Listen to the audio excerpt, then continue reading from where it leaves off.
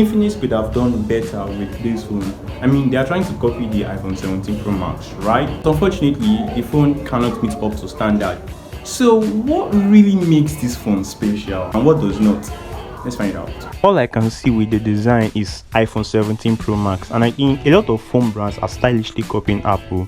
Just my thoughts. But no doubt, the Infinix Note 60 Pro is surprisingly premium this time. You get Gorilla Glass 7i on the front, aluminum frame, aluminum back, not your usual plastic. It's also 7.4mm thin, which is crazy considering the huge battery, which we'll talk about in a moment.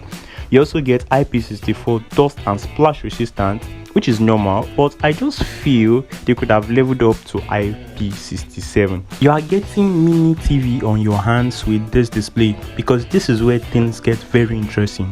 The Infinix Hot 60 Pro Plus has 6.78-inch AMOLED display with 144Hz refresh rate. 144Hz just make you feel like you are running on Nvidia RTX 5090. Everything feels just extremely smooth, and the brightness is enough to feed your eyes.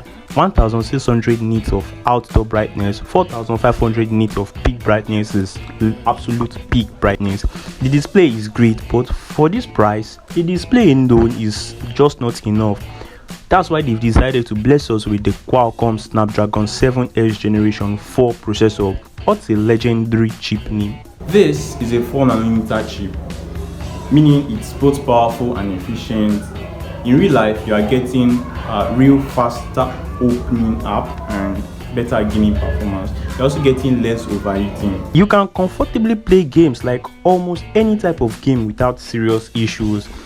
The phone also comes with 8GB of RAM or 12, which is more than enough for multitasking, and it goes hand in hand with the type of chip it has. But there is one small downside here. You get a second generation UFS storage, the UFS 2.2, which is kind of outdated. But is this slow? Not really, but it could have been faster. The camera is decent, 50 megapixel main camera, 8 megapixel ultra wide camera. Now, the good news about the camera is it has optical image stabilization, which helps stabilizing image like photos and videos, and it has the ability to shoot 4K videos at 30 frames per second, which is good for casual content creation. But the camera system itself is still kind of on level 1 with just decent camera zoom, and the selfie camera is 30 megapixel. It's fine for video calls and making of like TikTok videos. And the big news to all my fellow chronic phone users is that we are getting the 6500 mAh of battery. If you hardly use phone, I guarantee you this phone can last you for 1 to 2 days without plugging in. Charging is ridiculously fast, with it having 90 watts of fast charging compared to some 45 watts of wire charging, which is a big win. And this phone also supports 30 watts of wireless charging. I mean, for an Infinix device, this is very impressive. Now, if you ask me that, KDN, what do you think? Here's what I'll say. Massive battery, you are getting premium build, you are getting 144Hz refresh rate. All of these for this little price.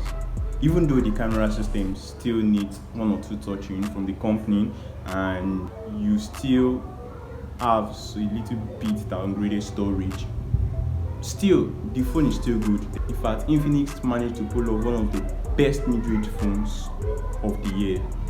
So this is KDN signing out right here.